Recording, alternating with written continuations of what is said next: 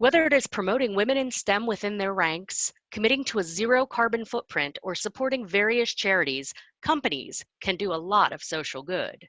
There are not only corporate citizenry reasons for championing causes, but there's also a correlation to an improved bottom line.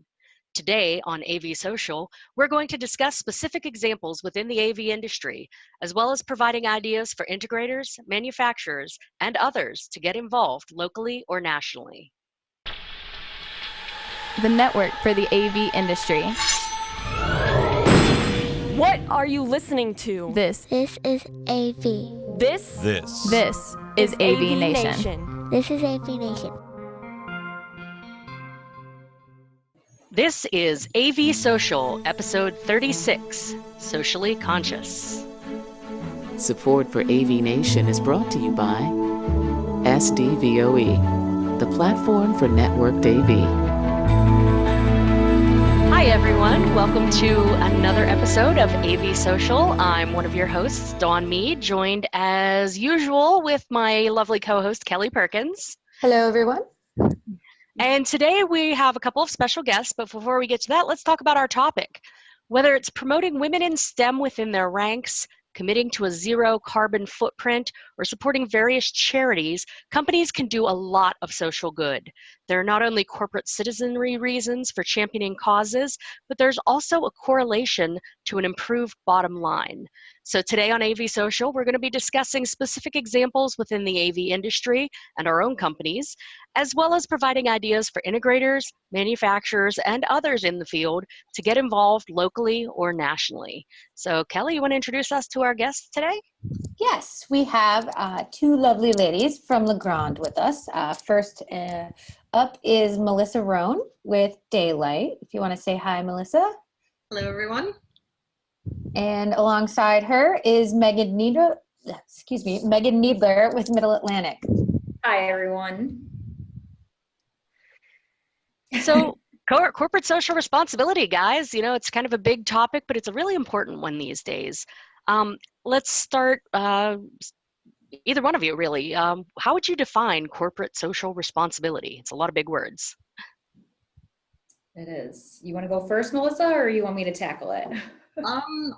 Sure, of course. You know, I try to keep it pretty simple. I was thinking about this a little bit beforehand, and you know, I really think it's about doing the right thing. And I would probably summarize it how I would in my personal life with a quote, and it's "Do the best you can until you know better, and then when you know better, do better." Maya Angelou. So I think that that's probably maybe a simple way of looking at it, but I think it's also important to keep it simple. It's really about doing the right thing and doing the best you can. Oh, that's a great summary. Yeah, I mean, I totally agree with that. I think it's about really recognizing the collective power that entities get as they continue to grow. And that collective power comes in the form of products and people and money. And how can you take that collective power and do something good with it? And really, you know, to your point, Melissa, it's just about doing the right thing with those different tools and resources available to you. Mm-hmm. Right. Kelly, how about you? How would you define it? I agree with all of your statements. I mean, it's being a good person. It's being a good company. It's giving back to your community. It's giving back to your employees. It's you know, I think for me, mostly it means giving back. You know, you spend so much time worrying about all of, you know, the day-to-day business things, and you kind of forget sometimes all the people and resources around you that really help. So it's taking the time to go, okay, you know, my community, you've supported me, you know, it's all of that. Right. I agree with everything you ladies have said. It does, you know, if you're a business person and you're watching this, you're probably thinking, well, that's a very fluffy and feel-good kind of topic. Why do we even care about this? But it's something that's important enough that when I was doing my MBA a couple of years ago, we actually had a semester where our main project was discussing corporate social responsibility and the bottom line returns to a company for taking part in social responsibility, you know, programs and projects. So why do you think social responsibility by a company is so important to society, the company culture, the bottom line? Let's start with Megan this time. Sure. Well, I think today, I think all companies are fighting to be relevant. There's so much noise going on in the world today. Social media has opened up so many doors where you get access to information and tools and marketing everywhere you go. And so how can you be relevant to your employees and to your customers?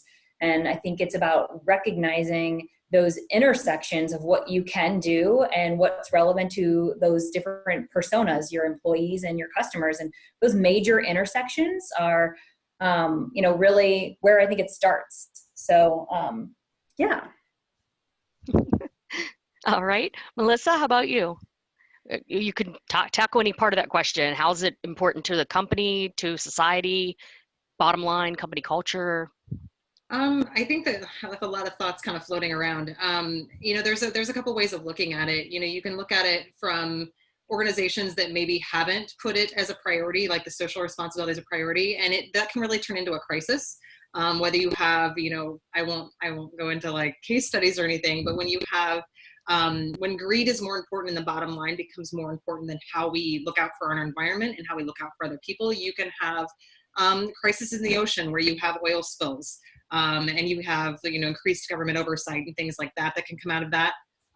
From the bottom line standpoint, I think that as a culture, we're becoming much more aware of our environment and our resources and placing more value on those. And I think a lot of that is because of organizations out there. I'll name one, for example, Patagonia, and companies like United by Blue, who are raising awareness for our natural resources and making those more important in the public's eye. So from the bottom line standpoint, as consumers in our personal lives, we're becoming more aware of how we purchase and what we purchase. So as corporations, we have an opportunity to, from the business standpoint, also position ourselves in doing the right thing from a consumer and corporate perspective.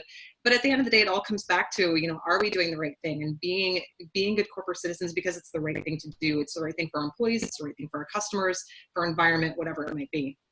Right. Kelly, you're working with NSCA now with the foundation, and you do a lot with education, that sort of thing.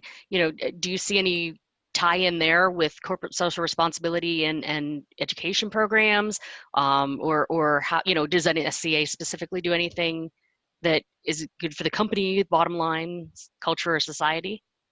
That's kind of the foundation of our foundation. Bringing that education and training and social responsibility back to the AV industry, especially the integration channel. And I do a shameless plug, for NSCA and the Ignite program, but it's really what the entire initiative has been built upon. This industry has been so great to us, right? It's been so great to so many people, so many companies. Let's, step up on social responsibility and, give back to those younger folks. Let's get some new talent in. Let's take some time to train new people and, donate for grants and scholarships and put together training programs. And I could go on and on and on, but it kind of is that. And we're kind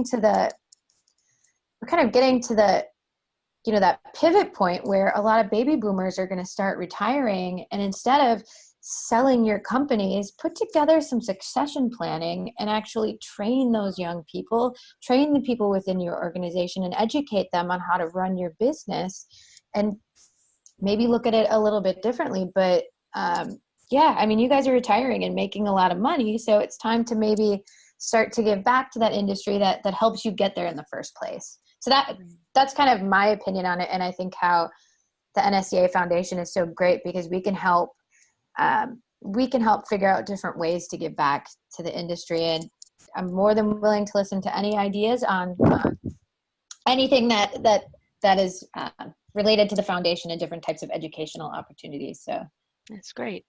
Megan and Melissa, you both fall under the LeGrand umbrella now, but I think when we scheduled you for this, you were Daylight and Middle Atlantic, and you're still within those entities within LeGrand. Within our definition of what all corporate social responsibility is, what are your companies doing, or your company sectors, as it were, doing that you can talk about that demonstrate corporate social responsibility? Are there any big programs, initiatives, or just little things that are a regular part of your company culture? Either one of you? Yeah.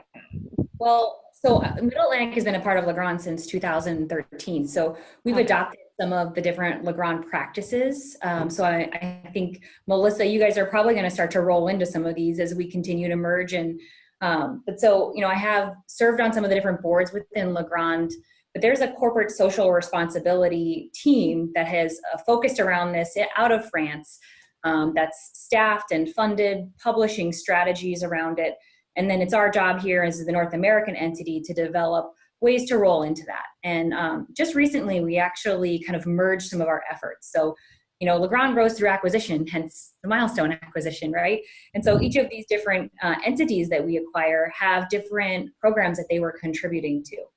And what we recognized is that if we continue down that path, we would have a very fragmented strategy, right? So we have a team here at Middle Atlantic that was very passionate about pets, we'll say. So they put together a whole effort around the different animal shelters in our community to support that, which is great. But those little efforts are exciting, but it really spreads everything very thin. How can we recognize that collective power that we have and make a greater change within our industry? And so Legrand kind of pivoted a little, I think it was just last year actually, where we sort of streamlined our efforts around how can we really make for better homes, better schools, and better recovery. And so those are kind of the three different sectors that we participate in.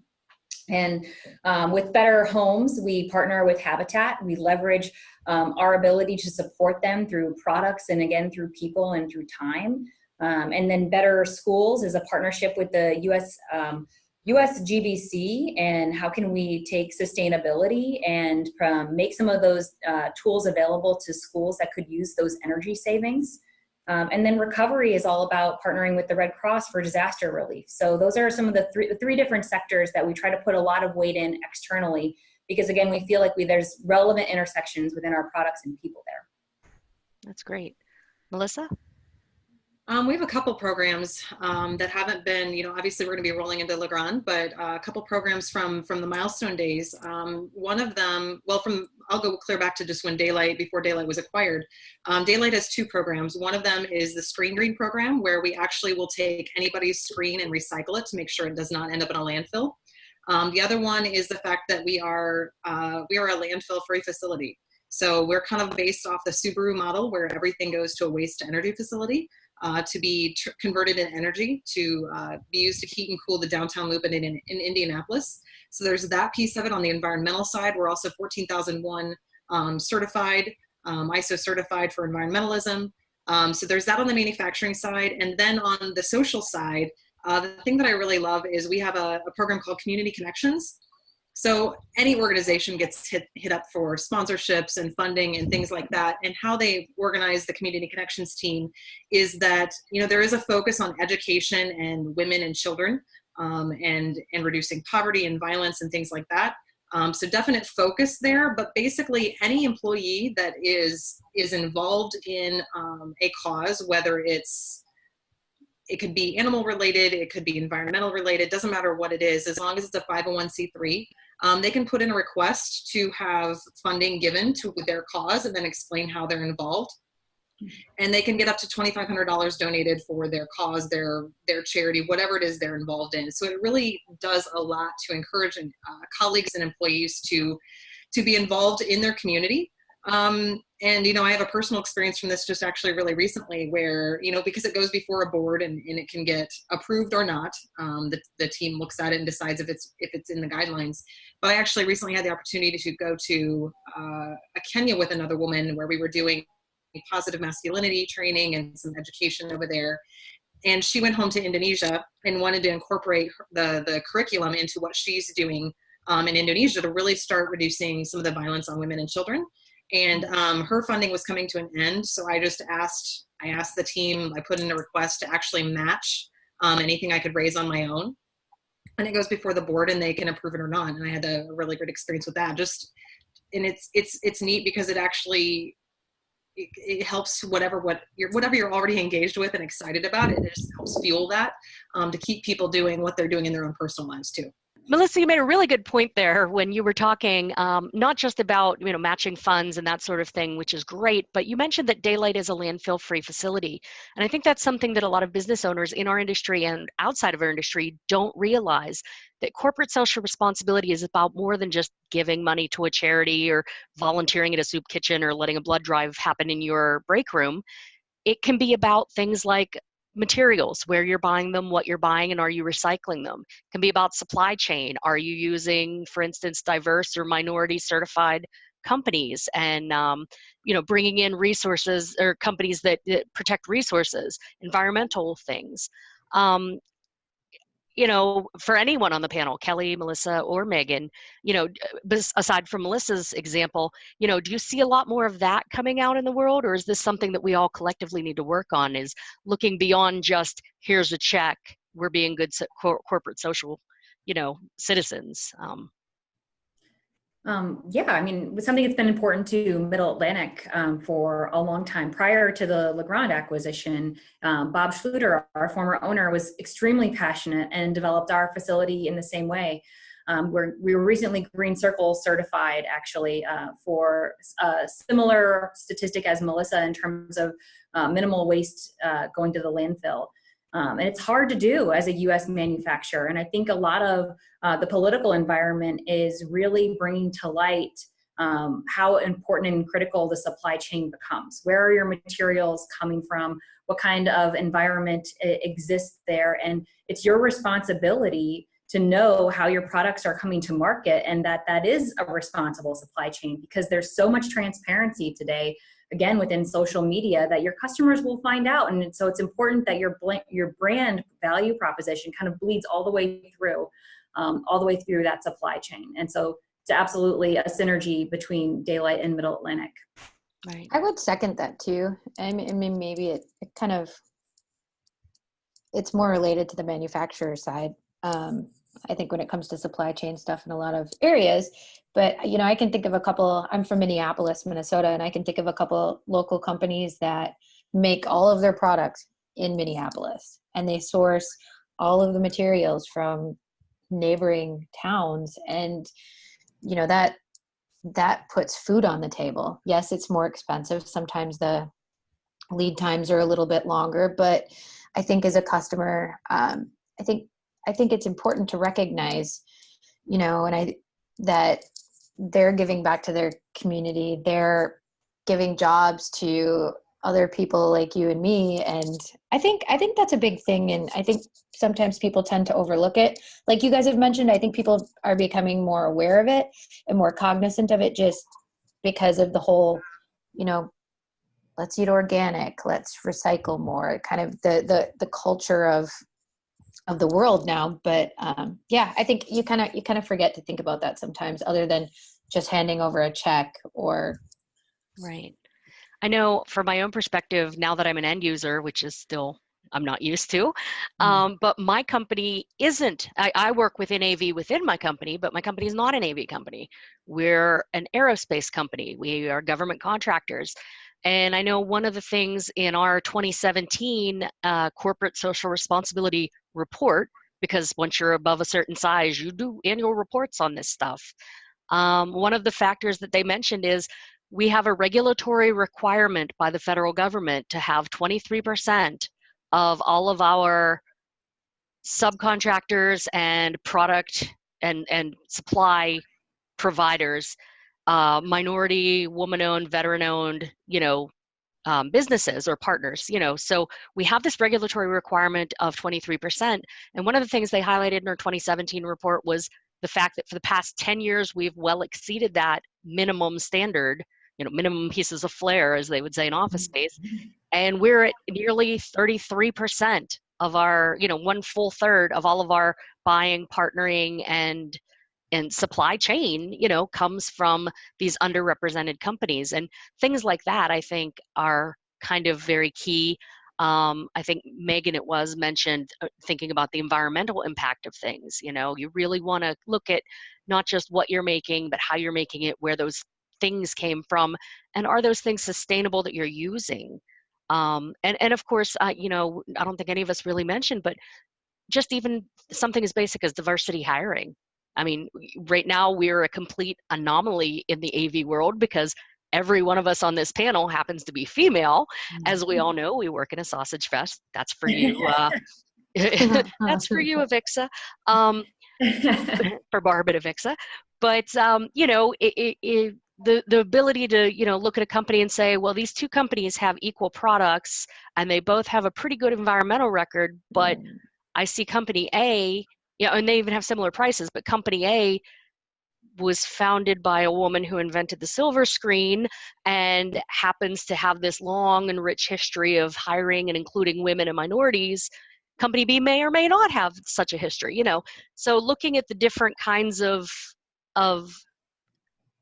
diversity aspects is also important. You know, where do they stand on things like inclusion and hiring and partnering? So, you know, I gave an example from my own company. You guys have given some examples from your companies. Looking at our industry in a broader sense, what are some examples in or out of the AV industry, but specifically in, if you know any, where you think a company's really gotten it right?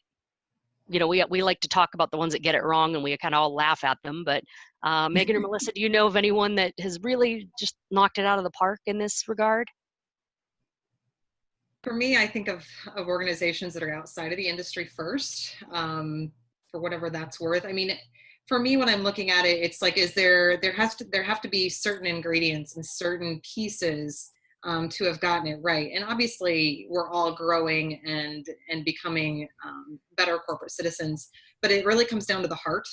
And the kind of the heart space, the culture of the organization. And I think that organizations that do it well have an education piece to it, whether they're educating internally as well as their audience. So there's an education piece, there's a financial piece, but kind of like we've mentioned, there's not just a financial piece. It's not just about the writing the check for the PR, the good PR, but it's the education, it's the financial piece, and then there's the engagement.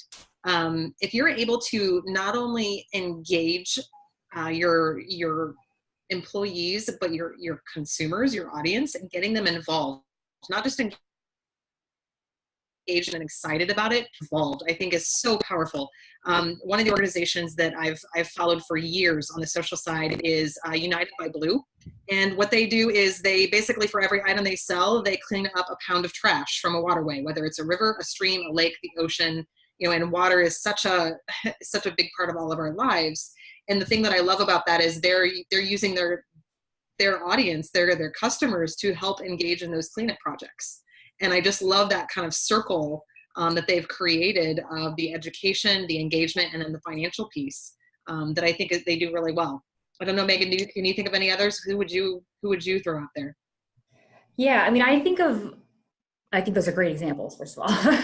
I think of companies that have maybe like more specialized projects. So there's companies like, you know, Tom's Shoes, that's a part of their business model. Or the corporate social responsibility is part of every transaction, right? But then there's also these special projects. And, you know, one of the ones that I kind of have fed off of from my career as a stellar example would be with Zappos. I actually toured their downtown facility in downtown Las Vegas and heard the story of how Tony Hsieh went on the board for the city and how he revamped downtown Las Vegas, how he invested in that city to build the community that he did for his employees. And I sort of look at that as such an honest investment in your organization's culture of being able to build something that they get to touch every day that is built specifically for them. I mean, they built offsite apartments that are almost like dorms for their employees so that they have the ability to build a community outside of the office as well.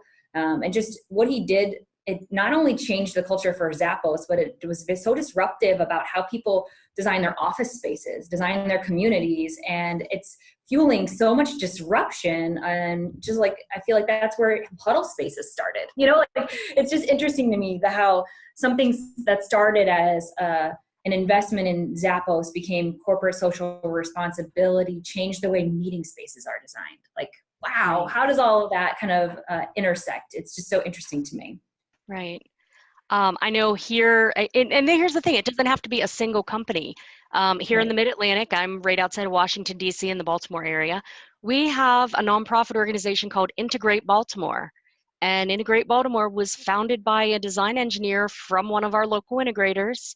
The board of directors includes a couple of competing integrators, a manufacturer's rep firm, a local college that has a technology track, and several others. And basically, they founded this nonprofit to foster AV and technology education in our region among young people.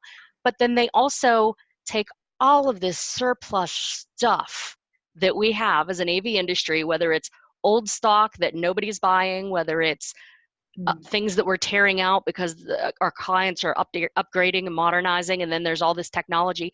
And instead of sending it right to a landfill, most of the times it's still usable. And they'll take that and they'll donate it to nonprofit organizations that don't have a technology budget, to schools, to churches, to whomever. And so they've sort of built this community called Integrate Baltimore that brings in people from all different aspects. I know my own company, at least the AV division, participates in AV Baltimore or Integrate Baltimore events. And it's a great way to give back to our local community. And by supporting all the educational aspects, we're also giving back to our industry as a whole, because these young people getting the industry education might come to work for my company or integrator A or B or C that are on the board, or the manufacturer's rep. So those are some really great examples in and out of the industry on how corporate social responsibility can play a part and what we can do. We're running out of time here. I do appreciate both of you for coming. Before I let you totally wrap up and give us your contact info, though, I've got one quick question and just 1 or 2 words. If you could advise an integrator or another AV manufacturer considering getting involved in supporting a program for corporate social responsibility in maybe, say, 5 words or less, what would you tell them? Let's start with Megan this time. I would say make a list of what you do really well, and make a list of what you care about, and see where that crossover can live. And so where can you make the biggest impact with the things that you do well? Good. Few more than 5 words, but it was short enough. I'll let you get away with it. Melissa, since she didn't hold to 5, I won't hold you to 5 either. But what's your short advice to someone interested in starting a CSR corporate social program? I think that was great advice. I think it's really focusing on what you're passionate about, because maybe that doesn't exist yet. And I would second that advice with, if you can't pick one, just pick something, because it's better than nothing. That's great advice. That's great advice. And I think my couple second advice would be, look outside the box. Don't just worry about writing a check, but look at how in your own organization's life you can make a difference in some small way. Well, I want to thank you both for coming. My lovely co-host Kelly had to leave quickly, so I'll give you her contact info if anyone wants to talk to Kelly or reach out to her. She's the program director for NSCA, the National Systems Contractors is it Association? I think association. If that's wrong, she can beat me later. And her Twitter handle is @NSCA_Kelly. Melissa, where can folks find you or your company? I'm at Daylight, the senior marketing product manager at Daylight, and you can find me on either LinkedIn at Melissa Rohn or any of the social media sites under the same name. Great. Thank you again for coming. Megan, how about you? Sure. I'm Megan Needler with a K, and you guys can find me on LinkedIn as well. And I am the product manager for Middle Atlantic's furniture offering. Fantastic. Again, thank you both for coming and spending some time with us, talking about how we can do good as companies on this week's AVSocial. As usual, I'm Dawn Mead. I'm your host, and I now work for a very large, to be unnamed, aerospace company within the defense industry sector that I won't be naming, but you can always find me here at AVNation.tv and on Twitter and the other social channels as AVDawn or Dawn Mead. Thank you all so much for watching and taking part with us in the conversation today, and continue this conversation over on Twitter. One last thing, I would love to thank all of our sponsors who are underwriters who help us put on these shows. And if you want to know more about our underwriters, check them out at AVNation.tv, and I'm sure you'll find a link there to see all of our underwriters. Thanks so much, and have a great day from AVSocial.